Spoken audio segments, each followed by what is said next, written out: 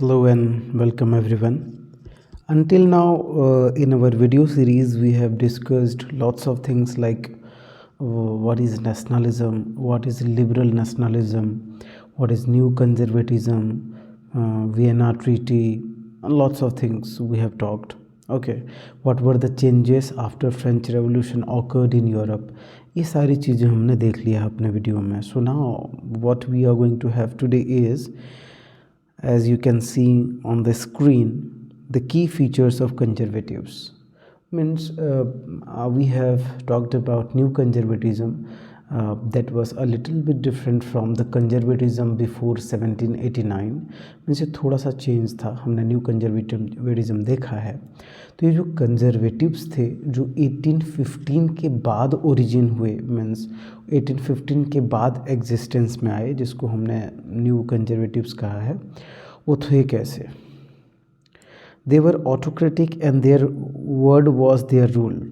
वो जो बोल देते थे वही रूल था. वो माहिष्मती वाला शिवगामी देवी, हाँ, मेरा वचन ही है मेरा शासन टाइप के थे. ऑटोक्रेटिक थे वो. They did not tolerate criticism and censorship. Law was imposed upon media, books and songs, place etcetera. Means उनको उनका क्रिटिसिज्म नहीं सुनना था. They never tolerated criticism. यार नवाबी थे, मीन्स राजा महाराजा का तुम क्रिटिसिज्म करोगे, they will listen to you, no. तो इसलिए वहाँ पे सेंसरशिप का लॉ इम्पोज कर दिया गया था. सेंसरशिप लॉ मीन्स गवर्नमेंट के खिलाफ या किंग के खिलाफ तुम कुछ नहीं बोल सकते. You can not talk something bad और something negative about them. Not even you can write, not even you can write dramas or perform drama. You cannot write that kind of songs जो king के खिलाफ हो. अब देखते हैं newspapers that reflected ideas of liberty and equality of French Revolution were banned. ऐसे newspaper जो liberty, equality, fraternity जैसे आइडियाज़ के बारे में बात करते हैं, मीन्स यू कैन से ऐसे आइडियाज़ जो फ्रेंच रेवोल्यूशन के बारे में बात करते हैं, ऐसे न्यूज़पेपर्स को उन्होंने बैन कर दिया. ठीक है, तो ये सारी चीज़ें उन्होंने की कि फ्रेंच रेवोल्यूशन और आगे नहीं फैलना चाहिए. मीन्स इसका कोई इफ़ेक्ट और नहीं होना चाहिए सोसाइटी में. इस चीज़ को रोकने का पूरा इंतज़ाम किया, लेकिन रोक नहीं सके. Means however the ideas of French revolution kept inspiring the liberals who kept demanding freedom despite the repression of the conservative order. Means conservative system का गवर्नमेंट जितना परेशान करता था लोगों को, वो लोग उतना ज़ोर से किसके बारे में बात करते थे? French revolution. The idea of liberty, justice, fraternity. देखो मीन्स एक बार जो आइडिया सोसाइटी में घुस गया, उसको जड़ से मिटाना बड़ा मुश्किल है. कंजर्वेटिव्स ने बहुत कोशिश किया कि ये जो फ्रेंच रेवोल्यूशन का इफ़ेक्ट हो सोसाइटी पे ना हो, बट ऐसा ना हो सका. ठीक है, इसका असर पूरे सोसाइटी पे हुआ. ठीक है, और ये कंटिन्यू रहा. मीन्स यू कैन से उसको पूरी तरह से ख़त्म नहीं कर पाए. कोशिश किया उन्होंने. यहाँ पे जैसे एक पिक्चर है, you can see this one. This is the conservative government system. यहाँ पे सारे इसके गवर्नमेंट के या किंग के जो काउंसिलर्स हैं या फिर जो मिनिस्टर्स हैं, सब बैठे हैं एक साथ. इस पिक्चर में स्पेशली एक ही चीज़ है, क्या पता है? देखो इन सब के मुंह पर एक कवर लगा है, एक लॉक लगा है. Means they are not allowed to speak. तो ये कैरिकेचर है. Caricature means satirical attack on the conservative government, कि उस गवर्नमेंट में किसी को बोलने का हक नहीं था. मीन्स जो किंग ने कहा वही ठीक था, बाकी लोग कोई सजेशन भी नहीं दे सकते. So caricature on conservative order of government. आगे देखेंगे.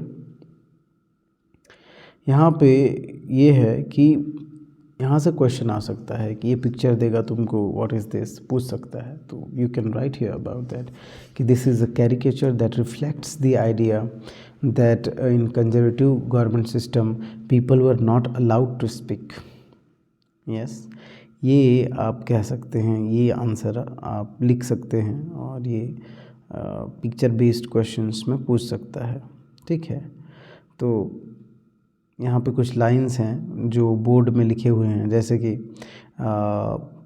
Silence is the first commandant of learned society, means जो भी कंजर्वेटिव ऑर्डर के हैं उनका पहला ड्यूटी ये है कि वो चुप रहें. To avoid the eventuality whereby member of this club may succumb to the temptation of speech, muzzle will be distributed to members upon entering. Muzzles means वही जो कवर फेस में लगा है, मजल्स जो मुंह पे कवर लगा है ना ताकि वो ना बोल सकें, दैट इज़ मजल्स. तो जैसे ही वो एंटर करते थे उनको मजल्स दिया जाता है. और यहाँ पे गलती से भी बोलना नहीं है, और बोल डाले गलती से कुछ स्पीच दे दिया या कुछ बोल तो दिए, मीन्स फंस गए और तुम गए, तुम्हारा सत्यानाश है, मीन्स पनिशमेंट मिलेगा. तो ये एक तरह से कह सकते हैं कि this is a satirical attack on conservative government. ठीक है, ऑल राइट. तो यहाँ से क्वेश्चन हमने देखते हैं कि क्या क्या क्वेश्चंस अब तक पढ़े हुए चीज़ों से आ सकता है. जैसे यहाँ पे what is liberal nationalism, what is conservatism, what is meaning of liberalism in political sphere. Again, same type of question. What is the meaning of liberalism in economic sphere? Then comes how did the middle class emerge? यहाँ पे और भी question बन सकता है. What was the role of middle class in revolutions. और पूछ सकता है what were the demands of middle class. What was the condition of German speaking region. I had drawn the map and I have discussed about that. Write a short note on Zollverein. ये क्या चीज़ था. What is new conservatism? What is called new conservatism? Same question. Write a short note on Treaty of Vienna. How were the conservatives? Write the 3 features of conservatives. ये भी आ सकता है. Long answers किस type के पूछ सकते हैं. What liberal nationalism. what is actually there is one type mistake, so you can say what is liberal nationalism, how different it is in different political and economic spheres. And write a note on Treaty of Vienna and what were the steps taken at the Treaty of Vienna. Explain the conservatism. These kind of things will come in this portion. Okay, मैंने से थोड़ा पहले पढ़ चुके थे, वहीं से हमने स्टार्ट किया था, पीछे चले गए थे थोड़ा सा, अब चलेंगे आगे. ठीक है. After that what happen. Look, सीधी सी बात है कि न्यू कंजर्वेटिज्म जो गवर्नमेंट का ऑर्डर था, जो न्यू कंजर्वेटिज्म गवर्नमेंट सिस्टम था, इसमें जो लोग थे they were not content, they were not happy. दिन ब दिन इनका प्रॉब्लम बढ़ते जा रहा था. तो इसके खिलाफ तो कोई ना कोई खड़ा होगा ना, लोग कितना सहेंगे. तो ऐसे ही इस कंजर्वेटिव गवर्नमेंट के खिलाफ खड़े होने वाला था जोसेफ माज़िनी, जिसके बारे में हम पढ़ने वाले हैं. ठीक है, चलिए देखते हैं. After 1815 the repression of conservative increased. Conservatives और टॉर्चर करने लगे, लोगों को परेशान करने लगे, टैक्सेस बढ़ाए गए, फ्यूडलिज्म अभी भी था, स्लेवरी थी, बॉन्डेज सिस्टम था. ठीक है. In response the liberal nationalists establish secret societies to train the revolutionaries to spread their ideas. तो देखो, न्यूज़पेपर बंद था, गवर्नमेंट के ख़िलाफ़ बोलना बंद था, फ्रेंच रिवोल्यूशन के आइडियाज़ को कैरी फॉरवर्ड करना बंद था, मीन्स गवर्नमेंट अथॉरिटीज़ ने बैन कर दिया था. तो एक ही उपाय था भाई साहब. क्या था वो? What was the solution of this one? कि वो क्या करें, सीक्रेट सोसाइटीज़ इस्टेब्लिश करें और अपने आइडियाज़, अपने मैसेजेस और इसके ख़िलाफ़ लड़ने का जो बोलना चाहिए रेवोल्यूशन अंदर में ही तैयार करना पड़ेगा, सीक्रेटली ऑर्गेनाइज करना पड़ेगा. इसके लिए उन्होंने क्या किया, सीक्रेट सोसाइटीज़ का फाउंडेशन किया. They fought for freedom against monarchy system reestablished after congress, Vienna congress के बाद जो मोनार्की सिस्टम जिसको अभी हम कंजर्वेटिव सिस्टम कह रहे हैं, वो मोनार्की सिस्टम ही था. तो कंजर्वेटिव सिस्टम जो मोनार्की सिस्टम फिर से स्टार्ट हो गया था, उसको ख़त्म करने के लिए और उससे आज़ादी पाने के लिए इन्होंने सीक्रेट सोसाइटीज़ का इस्टेब्लिश किया. They thought that the creation the nation state is necessary part of struggle for freedom. देखो, उन्होंने सोचा कि नेशन स्टेट बनाना ये देश को आज़ाद करने का ही एक पार्ट है. मीन्स उनका मानना था कि जब तक हम यूनाइटेड नहीं होंगे, जब तक एक कंट्री नहीं बनेंगे, हमको आज़ादी नहीं मिलेगी. ठीक है. So talking about nation state was talking about the freedom. Revolutionaries wanted to fight for freedom and liberty. ये जितने भी रेवोल्यूशनरीज थे जो लिबरल थे, जिसको लिबरल रेवोल्यूशनरीज कहा गया है, जो फ्रेटर्निटी, ब्रदरहुड, इक्वालिटी में बिलीव करते थे, they are called as liberals. तो ये जो लिबरल नेशनलिस्ट, हमने लिबरल नेशनलिज्म का बात कर लिया है तो तुमको समझ में आ ही रहा होगा कि ये क्या है। Means people who thought about justice, freedom and fraternity and wanted to create a nation, they are known as liberal nationalists। okay, तो ये लोग क्या करना चाहते थे, फ्रीडम के लिए लड़ना चाहते थे, ठीक। To train revolutionaries and spread their ideas, secret societies sprang up in many European states। Secret societies were needed because many liberal nationalists had to go underground due to fear of repression। Means torture, punishment के डर से सारे revolutionaries को underground होना पड़ता था। Government से छुप छुपा के क्या करते थे, अपना ऑर्गेनाइजेशन बनाते थे, अपने मैसेजेस, अपने टारगेट्स, अपने गोल्स सेट करते थे और अपने आइडियाज़ वो स्प्रेड आउट करते थे। तो सीक्रेट सोसाइटीज़ का इस्टेब्लिशमेंट वेरी नेचुरल था, ये ज़रूरत थी उस टाइम की। क्यों ज़रूरत थी? क्योंकि गवर्नमेंट ऑप्रेसिव था, गवर्नमेंट ऑटोक्रेटिक था, जो बिल्कुल भी क्रिटिसिज्म या उसके ख़िलाफ़ कोई जाता था तो टॉलरेट नहीं करता था, हार्ड पनिशमेंट मिलता था। तो ऐसे ही हमारे एक फेमस रेवोल्यूशनरी हुए इटली में। Who was that? Joseph Mazzini. ये इसको हम कहते हैं इटालियन नेशनल फ्रीडम मूवमेंट का फादर भी कहते हैं। An Italian revolutionary and father of Italian nationalism. तो इसी बंदे से ये बंदा पहला इंसान है जिसने पहली बार क्या सोचा, इटली को यूनाइटेड करने का सोचा, इटली के यूनिफिकेशन के बारे में सोचा, इटली को फ्रीडम दिलाने के बारे में सोचा। So he is known as Italian nationalism. He is known as revolutionary, he is known as the father of Italian nationalism. Risorgimento कहते हैं से, ठीक है, रिसोर्गमेंटो, ठीक है। लेट मी शो यू क्या कहते हैं इसको ना,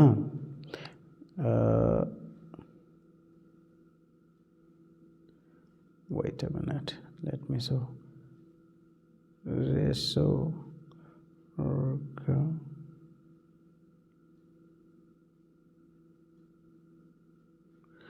रिसोर्गमेंटो, this is known as Risorgimento, ठीक है। ये जो मूवमेंट था इसको हम रिसोर्गमेंटो कहते हैं। यस, और इसके वो फादर कहे जाते थे इटालियन रेवोल्यूशन के, ठीक है, इटालियन नेशनलिज्म के वो फादर कहे जाते हैं क्योंकि पहली बार उन्होंने ही ये दिया था, ठीक है। चलो, okay, let's talk about him, the few other things.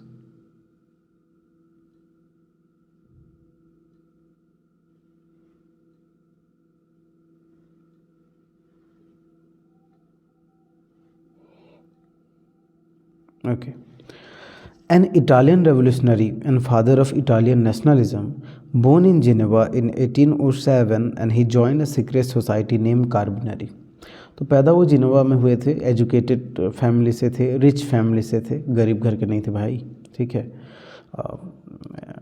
अमीर फैमिली के थे, एजुकेटेड थे, और उन्होंने सीक्रेट सोसाइटी ज्वाइन किया था 1807 में। कार्बनरी करके एक सीक्रेट सोसाइटी होता था जो इटालियन नेशनल मूवमेंट के लिए लड़ता था, ठीक है।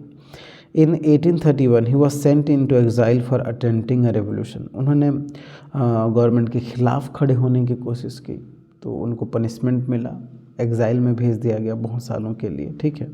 Later on he founded 2 more secret societies. तो उन्होंने बाद में 2 सीक्रेट सोसाइटीज़ और इस्टेब्लिश की, जैसे young Italy in Marseille and young Europe in Bern. सो उन्होंने क्या किया, इन ग्रुप्स में, इन ऑर्गेनाइजेशंस में यूरोप के डिफरेंट कंट्रीज़ के जितने भी यंग लोग थे, यंग एंड लाइक माइंडेड का मतलब होता है young people who believed in liberal thoughts, like जिन लोगों को फ्रेंच रिवॉल्यूशन पे भरोसा था, फ्रेंच रिवॉल्यूशन से जो लोग इंस्पायर्ड थे, ऐसे ही यंग लोगों को अपने ग्रुप में इसने रिक्रूट किया। He believed that God had intended that nations to be natural units of mankind, so Italy should not be divided into small states. उनका मानना था कि इटली बिल्कुल भी स्मॉल स्टेट्स में डिवाइडेड नहीं होना चाहिए. जब तक इटली यूनाइटेड नहीं होगा तब तक इटली को फ्रीडम नहीं मिलेगी. ये उनका मानना था. ठीक है. Means he believed that Italians can get liberty only by unification. ठीक है. वो कहते हैं कि यूनिफिकेशन के बाद ही इटली को आज़ादी मिल सकती है, otherwise you can not get freedom for Italy. ये उनका मानना था. ठीक है. और उनका ये भी मानना था कि देखो, he believe that God had intended that nations to be the natural units of mankind, so Italy should be not divided into small states. वो कहते हैं भगवान ने ही भेजा है, ठीक है, कि हम यूनाइटेड रहें, तो इटली ऐसे डिवाइडेड नहीं होना चाहिए, ये नेचुरली यूनाइटेड होना चाहिए. कंट्रीज़ जो है नेचुरली यूनाइटेड होना चाहिए. ज़बरदस्ती कोई कंट्री दूसरे कंट्री पे कब्जा ना करे.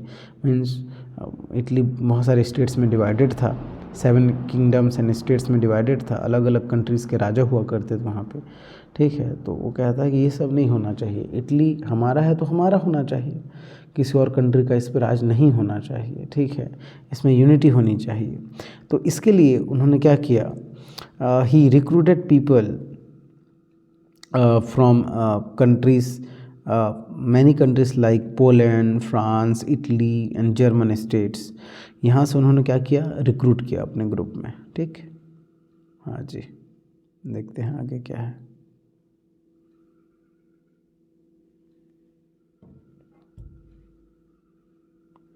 Here we go. और इसका इम्पैक्ट क्या हुआ, मीन्स माज़नी के इस रेवोल्यूशन का क्या इम्पैक्ट रहा सोसाइटी पे या फिर यूरोप के कह सकते हैं. तो यूरोप में following the model of Joseph Mazzini secret societies were set up in France, Poland, Germany and Switzerland. इन कंट्रीज़ में like Switzerland, Germany, Poland and France, इसी टाइप के सीक्रेट सोसाइटीज़ माज़नी से इंस्पायर होकर अदर रेवोल्यूशनरीज ने establish किया. कि Mazzini started all this things in Italy, और इसी से इंस्पायर होकर और बहुत सारे ना क्या कहना चाहिए सीक्रेट सोसाइटीज़ एमर्ज हुए France, Poland, Germany and Switzerland में. और उस टाइम पे मैटर्निक था, Duke Metternich describe Joseph Mazzini as the most dangerous enemy of our social order due to his relentless vision for democratic republic and opposition to monarchy. Means Duke Metternich सबसे ख़तरनाक दुश्मन मानता था किसको, Joseph मैज़नी को. ठीक है. जोसेफ मैज़नी को सबसे ख़तरनाक मानता था. क्यों? क्योंकि हमेशा ये कंजर्वेटिज्म और ये मोनार्की के ख़िलाफ़ लड़ते थे. And he wanted to establish a democratic republic. Okay, he wanted to establish a democratic republic and he always relentlessly opposed republics and he wanted to establish a relentlessly opposed that monarchy system, and he saw the dream to make Italy and other countries as democratic and republics. Means monarchy के खिलाफ हमेशा लड़ते थे. and he always wanted to create a society जहाँ पे equality हो, justice हो, fraternity हो, brotherhood हो. ठीक है. So यहाँ here is the picture that this question can be asked कि who is in picture and what he is doing. So you have to write this is Joseph Mazzini, who is founding young Europe in Bern in 1833. ठीक है. तो ये बिल्कुल याद रखना. यहाँ पे क्या क्वेश्चन आ सकता है, write note on Joseph Mazzini, who is the father of Italian nationalism. हो सकता है ऐसा भी दे दे, what is Risorgimento. Means Risorgimento means you can say reawakening. इसका मतलब होता है reawakening and fighting for the freedom. Means it is freedom movement, Risorgimento. Why did they need to establish secret societies? I have already discussed. Why do we need, or you can say that time Europe needed secret societies. Name the 2 secret societies founded by Mazzini. So young Italy and young Europe. Then what was the impact of Mazzini? इसका impact क्या रहा कि बाकी लोग भी inspire होकर start कर दिए सीक्रेट सोसाइटीज़. और ये सबसे ख़तरनाक था according to Duke Metternich because it was the most dangerous enemy of their social order, and you can say he always saw a dream to establish a democratic republic. Why did Metternich call Mazzini the most dangerous enemy of conservative order? You can write answer easily. I have just explained. So this kind of questions can be asked from these paragraphs. So let's move on to next one. Now let's have we were in 1815 earlier, then we moved 15 years later, we came to 1830, where Giuseppe Mazzini was creating revolution against this conservative order. Now let's talk about there was another French Revolution, I call it. Many historians also call it. It was French Revolution number 2. French Revolution 2. This is also famous as July Revolution of 1830. It is also famous as July Revolution 1830. So why another revolution? Means why another revolution in France? France had already one revolution in 1789. Okay, after that many government form came. Finally you can say France became republic, and after that again it became monarchy when Napoleon Bonaparte seized France. Okay, so monarकी आ गया था 1815 में। फिर से ये conservative system आया, वहाँ पे Bourbon family फिर से इस्टेब्लिश हुआ। मैंने ये बात कर लिया है पहले से, I have already discussed in earlier lectures कि कैसे 1815 में फिर से बोरबोन फैमिली वापस आ गया। Means again it was established. Okay, and Louis 18th became the king. So देखते हैं कि ये रेवोल्यूशन होने के पीछे रीज़न क्या क्या थे। 1830 to 1848 was a period of revolutions in Europe. There was a social tension between the powerful dominant conservative regimes and rising middle class, and the middle class was educated, liberal and nationalist, and this included professors, teachers, clerks and businessmen, and they led the revolution in many parts of the Europe, such as in Italian and German states, provinces of Ottoman Empire, Ireland and Poland. So ये 1830 to 1848 ये period कैसा था? This was revolutionary period. There were Wars, revolutions, full of tension in society. Upper class और lower class का tension हमेशा चलता रहता था. मीन्स ये कंजर्वेटिव्स और ये लिबरल्स के बीच हमेशा फाइट चलता था, एक दूसरे से लड़ते रहते थे. और इस टाइम पे मिडिल क्लास भी राइज हो रहा था. They were getting richer and they were becoming dominant and powerful. तो मिडिल क्लास पावरफुल हो रहा था एंड वो सपोर्ट कर रहा था लिबरल्स को. They were liberals in thought and their thinking and their process, they were liberals. तो उन्होंने क्या किया? उन्होंने रेवोल्यूशन किया किसके खिलाफ? मोनार्की के खिलाफ. तो ये जो लिबरल मिडिल क्लास थे ये कैसे थे? They were educated, they were liberals and they were nationalist. They wanted to create a nation based on revolutionary principles. And इसमें कौन कौन आते थे? Like professors, teachers, clerks, businessman. ये सारे लोग अपर मिडिल क्लास में आते थे और यही रेवोल्यूशन को सक्सेसफुल बनाने में मेजर रोल प्ले करते थे. This led to the revolutions in many parts of Europe, such as Italian, German states and provinces of Ottoman Empire and Ireland, Poland. तो आयरलैंड, पोलैंड में ये सारे रेवोल्यूशन होने लगे. जर्मन स्टेट्स में, provinces of Ottoman empire and Italy में भी ये सारे रेवोल्यूशंस होने लगे, सिर्फ फ्रांस में नहीं.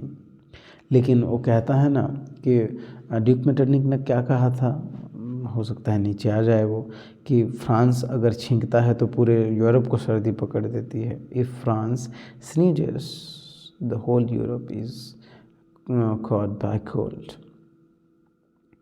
सो यही प्रॉब्लम था कि सारा रेवोल्यूशन फ्रांस में स्टार्ट होता था. 1789 में भी पहले एक रेवोल्यूशन हो चुका है और अब की बार भी जो रेवोल्यूशन होता है फ्रांस से ही चालू होता है. तो हम बैकग्राउंड देख लेते हैं कि 1815 के बाद फ्रांस में क्या क्या हो रहा था. We'll see what was happening after 1815 in France.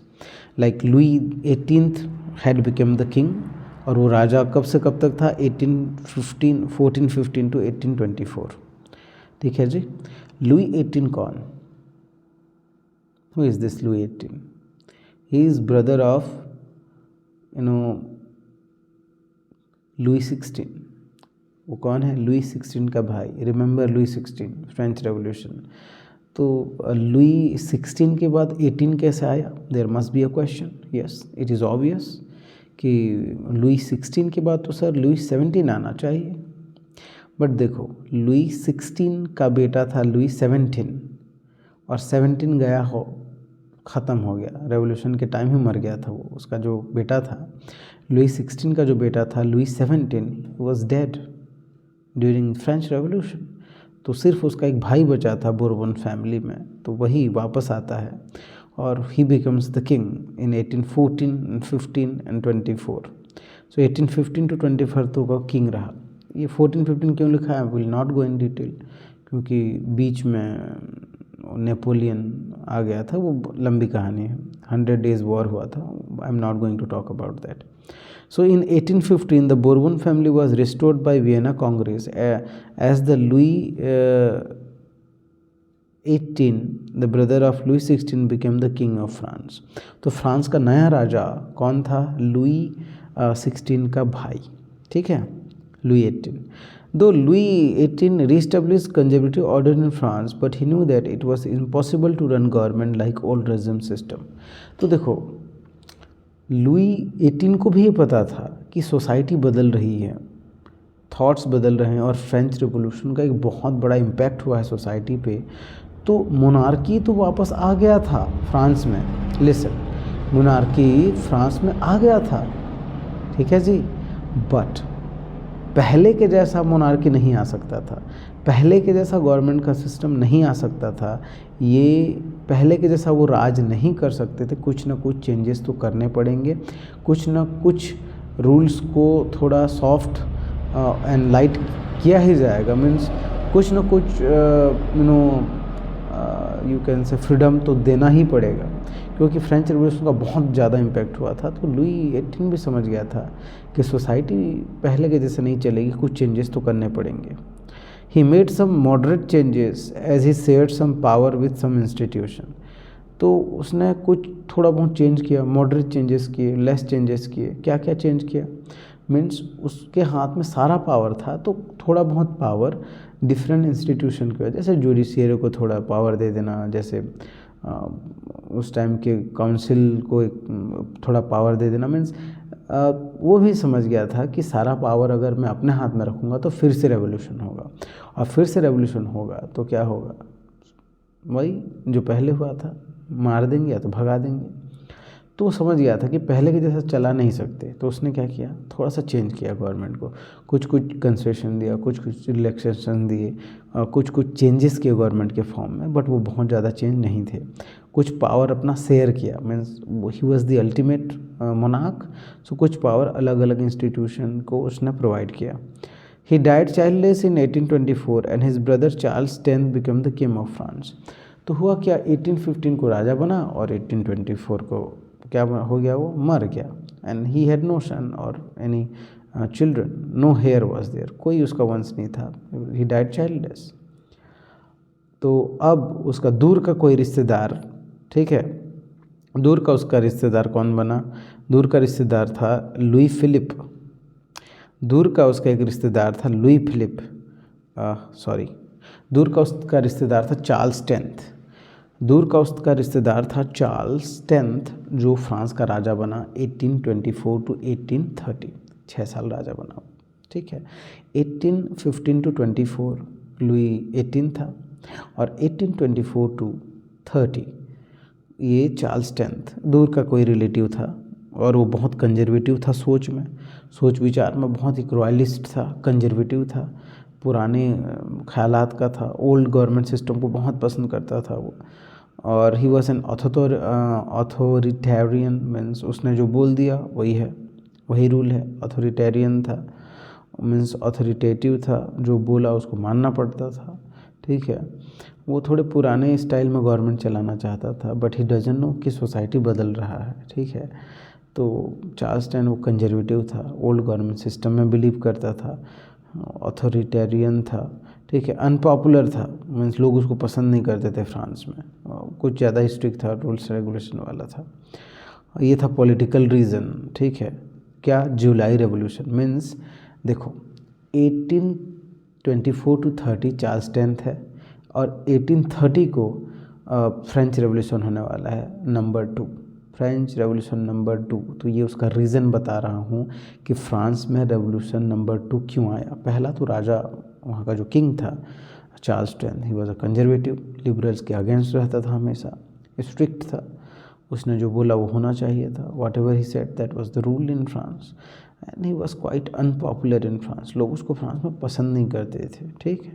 ये था तुम्हारा पॉलिटिकल रीज़न कि उसका गवर्नमेंट चलाना नहीं आता था या फिर बहुत हार्ड था उसका government. It is political reason for the French revolution number 2। Now comes the economic reason कि क्या प्रॉब्लम था वहाँ पे, सोसाइटी कैसा चल रहा था, क्या क्या इकोनॉमिक कैसा था, लोगों का लाइफ कैसा था। देखो उस टाइम पे क्या था, क्रॉप फेलियर। 1830 में क्रॉप फेलियर हो गया। क्रॉप फेलियर मीन्स फसल बर्बाद हो गया, ठीक है जी, फसल हुआ ही नहीं। उसके बाद क्या हो, बर्डन ऑफ टैक्स, एक तो फसल नहीं हुआ, एक तो टैक्स देना है, बहुत प्रॉब्लम हो गया। और टैक्स बढ़ा तो increase in price and unemployment, जैसे कह सकते हैं क्रॉप फेल हो गया, बर्बाद हो गया पूरा फसल।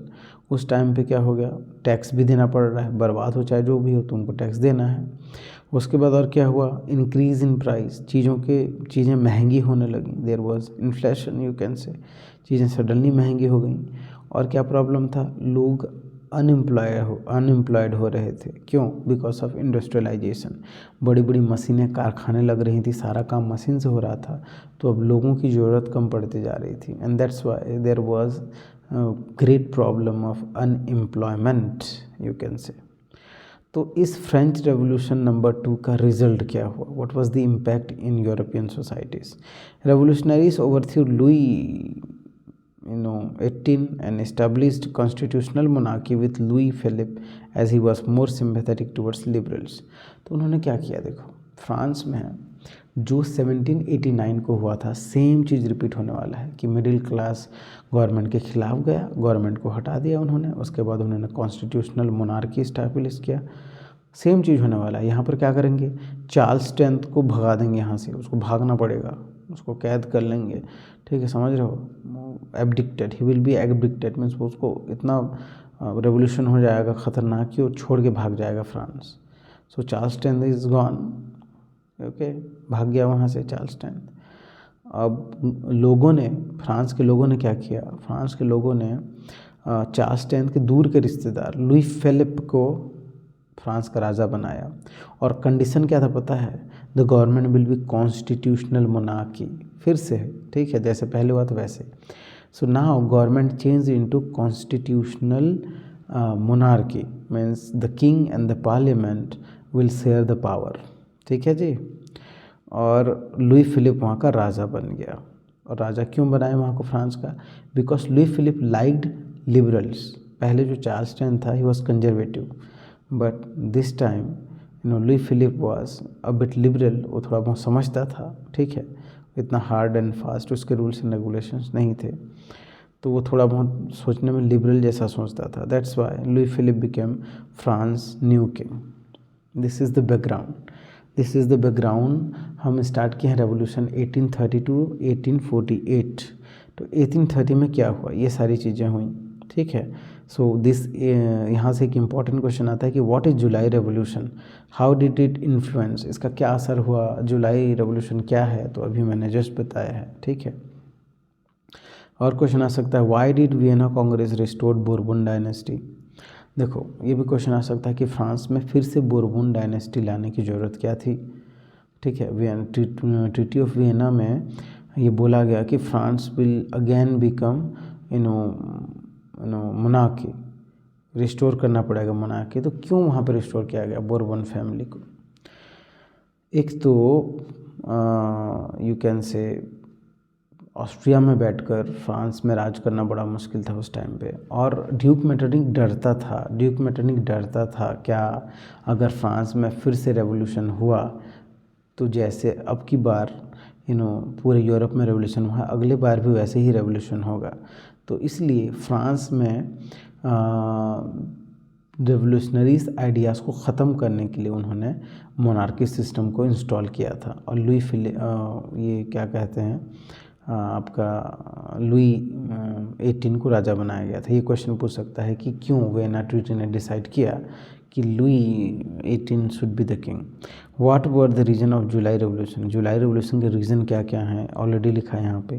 पहला तो पॉलिटिकल प्रॉब्लम था गवर्नमेंट और पॉलिटिक्स में कि राजा थोड़ा कंजर्वेटिव था, हार्ड था, डिसिप्लिनरियन था और अनपॉपुलर था लोगों के बीच। दूसरा रीज़न इसका था economic reason, crop failure, unemployment problem, burden of tax and lots of other things. या what were the reason of July revolution, what was the outcome of July revolution, ये सारी चीज़ें पूछी जाएंगी। आउटकम क्या है कि लुई फिलिप 1830 में इन इंग्लैंड, क्या कहना चाहिए, 1830 में फ्रांस का राजा बन गया और वो थोड़ा सा लिबरल था। ही ऑलवेज सपोर्टेड लिबरल्स और कॉन्स्टिट्यूशनल मोनार्की का एस्टेब्लिशमेंट हुआ वहाँ पर। सो ये सारी चीज़ें वहाँ पे चेंजेस हुई। और क्या प्रॉब्लम और क्या इम्पैक्ट रहा। July revolution sparked struggle in Brussels and Belgium broke away from the United Kingdom of Netherland. Brussels कौन है, ये तुम्हारा बेल्जियम का कैपिटल है और बेल्जियम के कैपिटल ब्रसेल्स में हुआ क्या पता है। फ्रांस के जुलाई रेवोल्यूशन से इंस्पायर होकर उन्होंने भी रेवोल्यूशन स्टार्ट कर दिया अपने कंट्री में और अपने आप को यूनाइटेड किंगडम और नेदरलैंड में जो पहले इंक्लूडेड था। Remember how was Habsburg empire, हम जब पढ़ रहे थे मैप ड्रॉ करके, that time I had told you कि कैसे means Belgium was included in United Kingdom of Netherland. तो अभी Belgium started fighting, started struggling, and Belgium wanted to become an independent nation herself. That's why fought against the United Kingdom of Netherlands. So ये impact में आ जाएंगे कि जुलाई revolution का क्या impact रहा Europe में। ठीक है,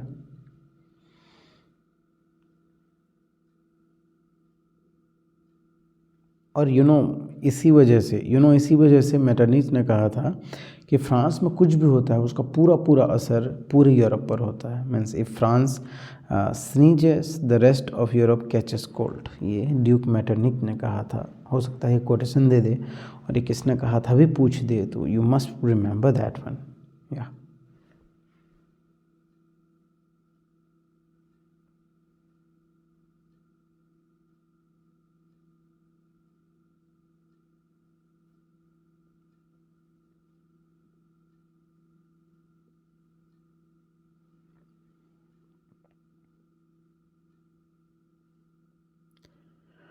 इस टाइम पे देखते हैं कि और क्या मेजर इवेंट्स थे उस टाइम पे। There was another major event. ये तो फ्रांस में रेवोल्यूशन हो गया 1830 में और पूरे यूरोप में इसका प्रभाव पड़ा, पूरे यूरोप में इम्पैक्ट हुआ। ठीक है, और क्या क्या हुआ देखते हैं। 1832 Greek war of independence. Look, उस टाइम पे Ottoman empire one of the biggest empire होता था जिसके कब्जे में आधा यूरोप था, कह सकते हो। ठीक है, तो ये एक मुस्लिम एम्पायर था और ओटोमन एम्पायर के अंडर में आता था तुम्हारा ग्रीस। ठीक है जी, तो ग्रीस ने अपना रेवोल्यूशन, अपना फ्रीडम स्ट्रगल 1821 से स्टार्ट किया और फाइनली उसको 1832 में रिजल्ट मिला। मीन्स अपने आप को आज़ाद करने में सफल हो गया। वो he became successful, means you can say Greece became successful to free from the clutches of Ottoman empire. So let's read about that one. Greece was under powerful Ottoman empire since 15th century. Means 15th century से Greece जो है किसके under में आता था, Ottoman empire का कब्जा था ग्रीस में। Greeks were influenced and inspired by the liberal nationalist revolution in Europe, so they revolted against Ottoman Empire. Means पूरे यूरोप में जो नेशनलिस्ट मूवमेंट चल रहा था, जो रेवोल्यूशन चल रहा था, इस पर बड़े इंस्पायर्ड थे वो, और इसी से इंस्पायर होकर उन्होंने ओटोमन एम्पायर के खिलाफ रेवोल्यूशन स्टार्ट कर दिया, लड़ना स्टार्ट कर दिया। ठीक है जी, so they were supported by Greeks in exile. Means Greece में रेवोल्यूशन स्टार्ट हो गया और ग्रीस से जिन लोगों को भगाया गया था, जिन लोगों को पनिशमेंट दे के अदर कंट्रीज भेज दिया गया था, वो सब लोग वापस आए, they all came back and they supported Greece to get freedom from this Ottoman Empire. And what happened, educated Western Europeans supported Greeks as they saw Greek culture as the root of their own culture. ऐसा माना जाता है कि western culture का origin Greece से हुआ, Greece से जाकर इटली रोम में माइग्रेट हुआ वो कल्चर, और इटली रोम से फ्रांस, और फाइनली ये इंग्लैंड ब्रिटेन तक पहुंचा। मीन्स पूरे यूरोप के कल्चर का फादर कह सकते हो या माँ बाप कह सकते हो, वो क्या था, वो ग्रीस से स्टार्ट हुआ था। तो जिन लोगों ने भी हिस्ट्री पढ़ा था, जिन लोगों ने भी पढ़ा, जो लोग भी पढ़े लिखे थे, वो लोग जानते थे, यूरोप के सारे कंट्रीज़ के लोग जानते थे कि उनका जो कल्चर का ओरिजिन है, कि उनका जो कल्चर है ग्रीस से आया है। तो ग्रीस के लिए अलग सा प्यार था उनके दिल में, और ग्रीस 1500 शताब्दी कह सकते हैं 15th सेंचुरी से किसके अंडर में आ रहा था, ओटोमान एम्पायर के। तो सारे यूरोप के कंट्रीज़ ने ग्रीक को मदद करने की कोशिश की, ग्रीस को मदद किया डायरेक्टली इनडायरेक्टली, ताकि ग्रीस को फ्रीडम मिल सके। ठीक है, और क्यों हेल्प किया या फिर क्यों इंस्पायर्ड थे, क्योंकि उनका खुद का कल्चर ग्रीस से पैदा हुआ था। मीन्स ग्रीस में ही यूरोपियन कल्चर का ओरिजिन हुआ था, तो ग्रीस के लिए अलग ही सपोर्ट था पूरी यूरोप का। Poets, artist lauded the Greece as the cradle of European civilization and mobilized public opinion to support struggle against a Muslim empire. तो मुस्लिम एम्पायर क्या था,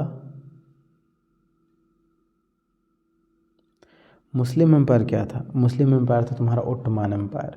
तो ओटोमान एम्पायर एक मुस्लिम एम्पायर था जिसने ग्रीस पे कब्जा किया था, और ग्रीस का जो कल्चर था वो पूरे यूरोप का कल्चर था, पूरे यूरोप में वो कल्चर स्प्रेड आउट हुआ था। ठीक है जी, पूरे यूरोप में वो कल्चर स्प्रेड आउट हुआ था। दैट्स वाई पूरे यूरोप को लोग सपोर्ट करते थे। किसका सपोर्ट करते थे, सपोर्ट करते थे आपके कह सकते हैं ग्रीस का, ताकि उसको फ्रीडम मिल जाए, ओटोमान एम्पायर के अगेंस्ट खड़ा हो सके।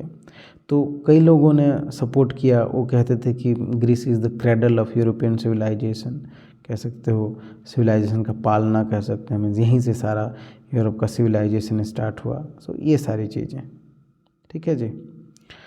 तो अब देखते हैं कि द इंग्लिश पोइट, एग्जाम्पल देख लेते हैं। इंग्लिश पोइट जैसे Lord Byron organized funds and later went to fight in war where he died of fever in 1824। बाद में जो इंग्लिश पोइट्स कौन थे, लॉर्ड बायरन, उन्होंने क्या किया, वो ग्रीस गए, ठीक है, और ओटोमान एम्पायर के ख़िलाफ़ लड़ने में मदद भी किया, उन्होंने फंड्स भी भेजे यहाँ से, और बाद में वॉर में पार्टिसिपेट किया, और फीवर पकड़ा उनको, वो ख़त्म हो गए।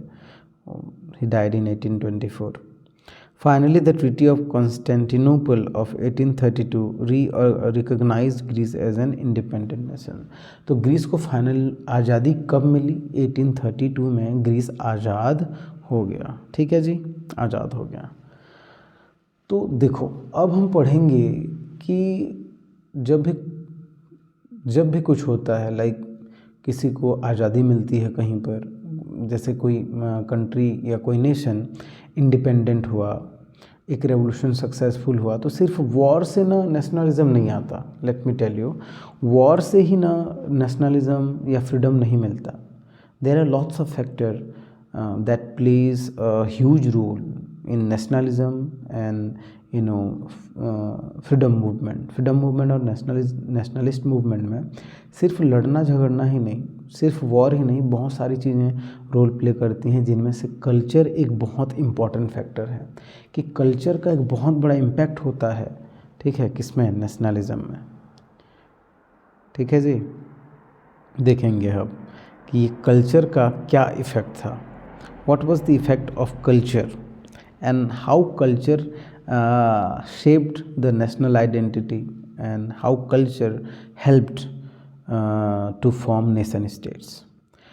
Write a note on the Greek War of Independence, ये क्वेश्चन आ सकता है। Who was Lord Byron, ये पूछ सकता है, important personality। Why did Western Europeans support Greeks ये भी पूछ सकता है क्यों सपोर्ट किया, ये क्यों इसलिए सपोर्ट किया क्योंकि उनको they had read in history and they knew this कि उनका जो कल्चर का ओरिजिन था वो ग्रीस से ही हुआ था। ठीक है, how did Greeks get freedom, Greek को आज़ादी मिली कैसे। सो ये पूरा प्रोसेस तुमको लिखना पड़ेगा जब दे। ठीक है, ये पूरा Greece was under powerful Ottoman empire, ये वाली पूरी लिखनी पड़ेगी। ठीक, हाँ देखेंगे कि कल्चर ने कैसे रोल प्ले किया आज़ादी दिलाने के लिए ग्रीस को, या फिर किसी भी कंट्री को आज़ादी दिलाने के लिए या फ्रीडम दिलाने के लिए, नेशनलिज्म को सक्सेसफुल बनाने के लिए कल्चर का क्या रोल था। We are going to see this और we are going to discuss in next part.